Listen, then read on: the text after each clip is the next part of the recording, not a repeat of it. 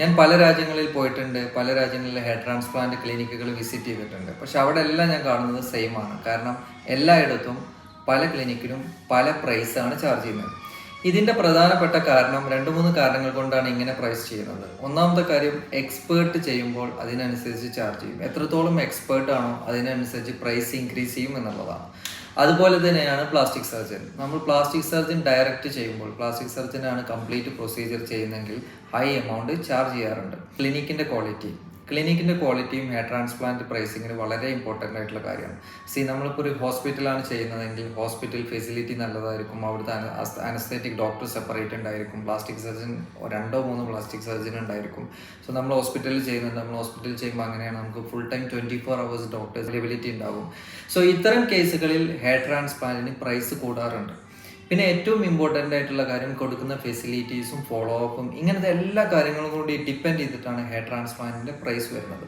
Hair transplant നമുക്ക് ചിലപ്പോൾ നമ്മൾ ചെറിയ പ്രൈസിന് ചെയ്താലും വലിയ പ്രൈസിന് ചെയ്താലും സക്സസ് റേറ്റ് ഒക്കെ കിട്ടാൻ സാധ്യതയുണ്ട്.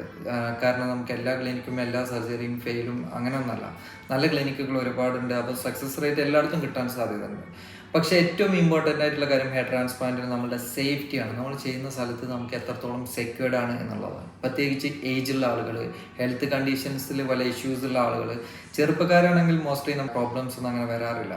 പക്ഷേ ഏജുള്ള ആളുകളിൽ പ്രശ്നങ്ങൾ ധാരാളമായിട്ട് കാണുന്നുണ്ട്. വേറൊരു കാറ്റഗറി ഉണ്ട്, പ്രീമിയം കാറ്റഗറി. നമുക്കറിയാം എന്തുകൊണ്ടാണ് ചില ആളുകൾ പ്രീമിയത്തിൽ നിന്ന് മാത്രമേ ചെയ്യുള്ളൂ എന്ന് വെച്ചാൽ, ഏറ്റവും അഡ്വാൻസ്ഡ് ആയിട്ടുള്ള ചിലപ്പോൾ ഡോക്ടർ ഒരു മന്ത്ലി തന്നെ 1-2 സർജറി മാത്രമേ ചെയ്യുള്ളൂ, അല്ലെങ്കിൽ അത്ര കുറഞ്ഞ സർജറി ചെയ്യുള്ളൂ, അത്ര പ്രൈസ് ചാർജ് ചെയ്യും.